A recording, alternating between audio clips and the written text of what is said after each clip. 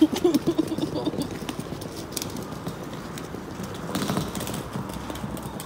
it. Akin na nga siya. Ibig sabihin ng stop it. Akin siya. So, ayan. To wait to go to Brisbane Airport. Simula ng malalim na biyahe. So, ayan. 3, 2, 1. So, ito na nga yan. Simula na nga ng aming journey pabalik ng Pinas. Diyan na ba ang train malapit? So, bakit kami babalik ng Pinas? Kasi kailangan namin i-process yung documents ng aming passport. At the same time, my first entry sa multiple entry visa ko dito sa Australia ay tapos na. So, kailangan ko umalis ng bansa. At the same time, ginamit ko lang namin ang opportunity na to para i-process ang documents para sa big day na ano.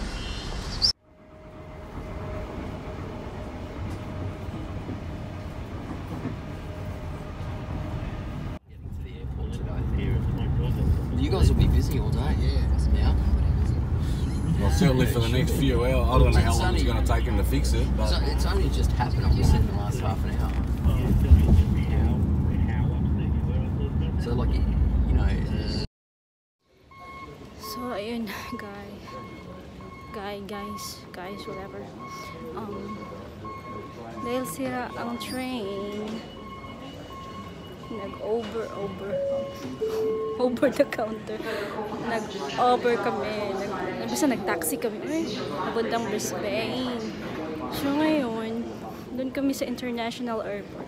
Hala, sabi, punta kami sa domestic airport. Domestic airport, guys. 10 minutes. 1 hour na lang naiwan sa amin para papunta dito sa domestic. Pero, to make the short story long, umabot kami. Andito na kami. Relax na kami. Naglilisngag na yung ilong ko. Pero so far, so good. All is well. See you Philippines in a while.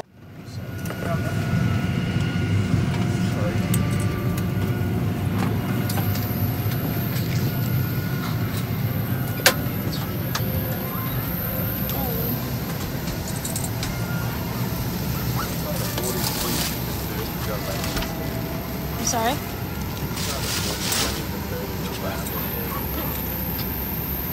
Okay. Thank you. Welcome. Sorry. So, ito, pupunta na kami ng Spread out pretty girls in Philippines or something. Have you got old men left to do the job? Yeah, right. Kanis ko katabi ko. Oh, I don't think that'd be the bag. He's just trying to jam it in there.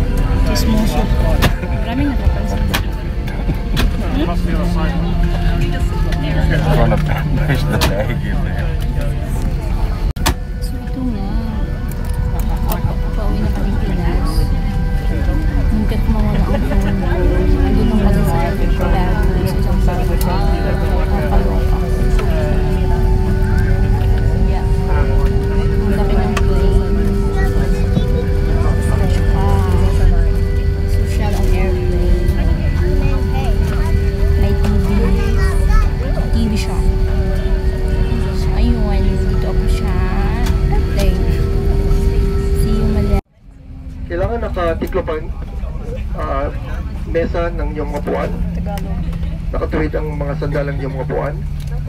At nakabit na yung mga seatbelt. Kung kayo ay nakaupo tabi pintana, kailangan din nabukas ito. Sangayon din po sa batas sa Australia. Bawal po manigilyo gumamit ng e-cigarette sa ating pagkipad. Maraming salamat po. Wherever your journey takes you today, arriving safely is our first priority. So pay attention for the next few minutes to learn the features of your Qantas. Ang iyong guide pagkalabas mo ng aeroplano. Pagtuunan sandali ang lokasyon ng pinakamalapit na laptop.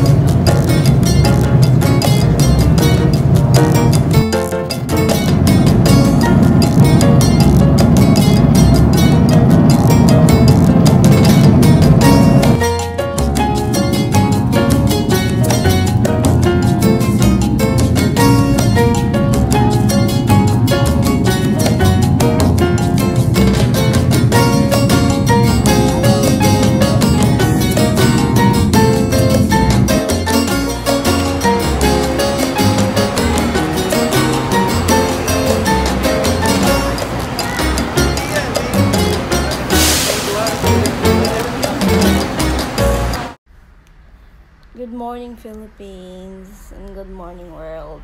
So, may nakatingin na naman. Nakakaulaw kasi pag may tumitingin na nagbi-video ka. So ito nga, andito na kami sa Philippines, sa Pilipinas. Sakit sa puwet ng biyahe, grabe. Grabe yung kahapon. Nagkaroon ng problem sa train. Nag-Uber na lang kami, nag-taxi na lang kami papuntang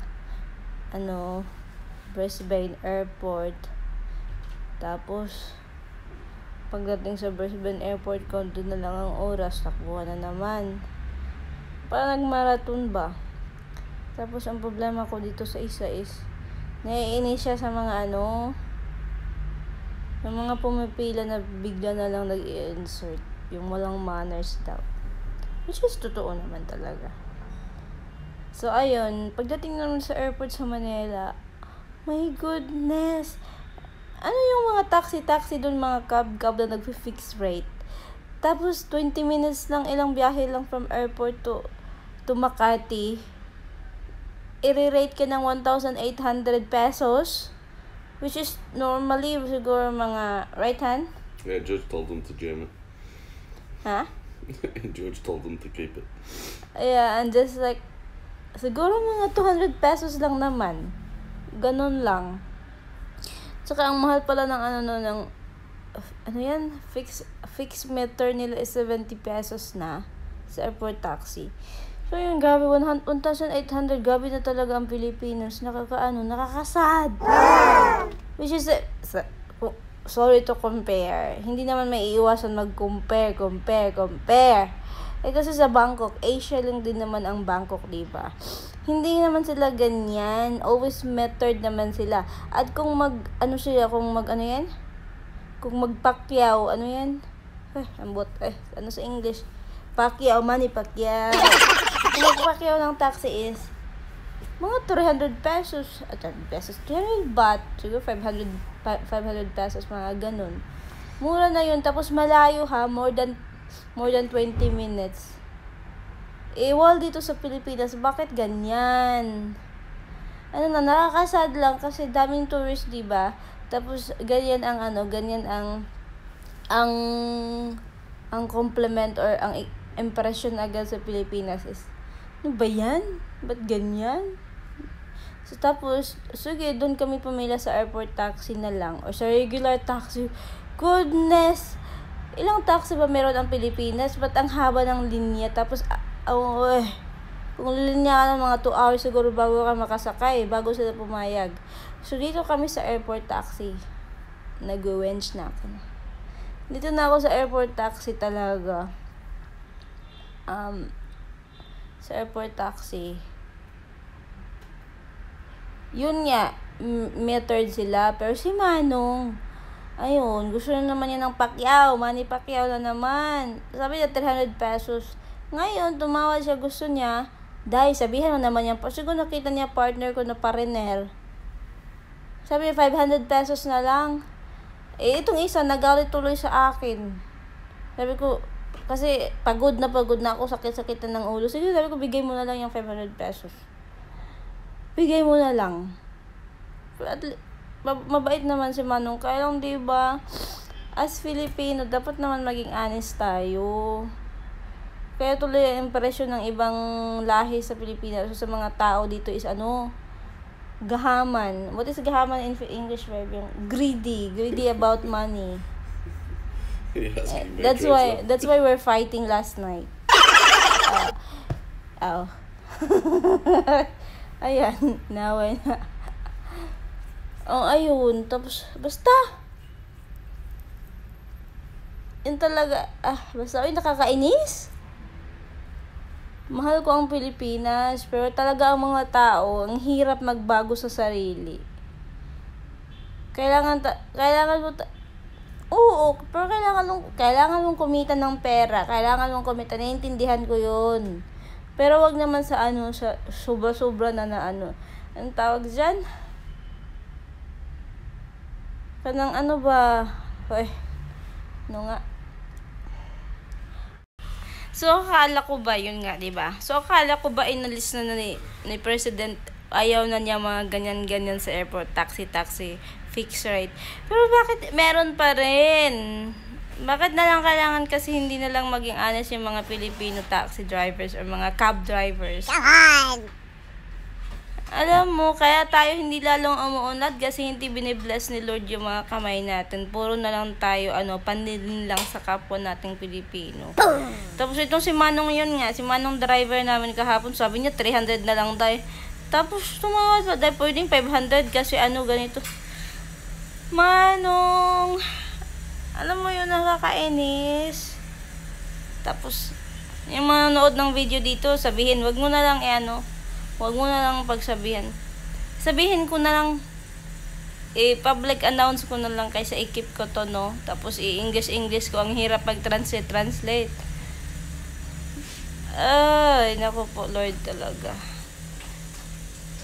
So, kikita naman talaga sila ng marami. Kaya lang, bakit ganyan? Akala ko inalis na dyan sa airport na mga ganyan. Tapos normal taxi na lang. Ganyan, diba? Tapos pag wait ka ng mga airport taxi or regular taxi, aabutin ka ng 1 oras sa pag-wait. My goodness. Ilang taxi ba meron ang buong Pilipinas? I mean, kahit Manila lang. Gustong kumita. Tapos pag makita na ang partner ay foreigner, lalakihan ang singil. Yung impression ba, kahit ako na Pilipino, is nakakasad. Kaya minsan tuloy, sabi nitong isa, ayaw niya sa Manila. Ayaw niya ang Manila. Gusto, mag-away pa talaga kami na kasi minsan baka damay na ang buong bansa. Minsan talaga, ang hirap magbago sa sarili natin. Ang hirap. Mga Pinoy natin, ugali natin, sumusobra na. Kasi makakita lang ng pera. Linlangin, greediness. At dahil hindi ka pa rin, tapos meron ka ng pera, hindi ka pa rin naman magiging kontento. Kasi, nagbigay siya. O sige, next time, punta na naman, ganito na naman, ganitong rate. Alam mo yun, bakit hindi na lang tayo maging honest? Car lang din naman yan. Ano ba? Kainis lang. It makes Sarah my die here, charing. Pero Pilipino pa rin ako, mahal ko ang aking bansa. Minsan lang talaga ang ugali ng mga Pilipino ay bugok. Alam mo yun? Tapos minsan ibiblame sa ating gobyerno. Ang gobyerno nga natin, marami ng buhaya doon. So kahit naman tayo sa sarili natin, magbago din tayo. Kahit konti pa, unti-unti. Alam mo yun? Gagawin na ang lahat para kumita ng pera. Kikita na ng pera, pwede bang ayusin natin? Kaya nga, balik-balik na lang ako dito. Balik-balik, sirang plaka. Ang pagbabago ay nagsisimula sa sarili. Hindi sa bulsa. Ay, nako. So, yun lang. Tapos dito, Good Morning Philippines ulit. Punta kami ng Australian Embassy kasi this is the start that he's gonna get his document for our big day. So, ayan. Muntik nang bumalik ulit ito sa Australia. So, yun guys. Thank you. Thank you for listening to my rants, whinging, and yun na. Pilipino, tatak noo, tatak puso. Ako ay Pilipino. Pero please, magbago tayo. Ugali natin, hindi maganda. Paniling lang, greediness, wala. Baguhin na natin. Magkaroon tayo ng sistema. So, yun lang. Bye-bye. Have a blessed day.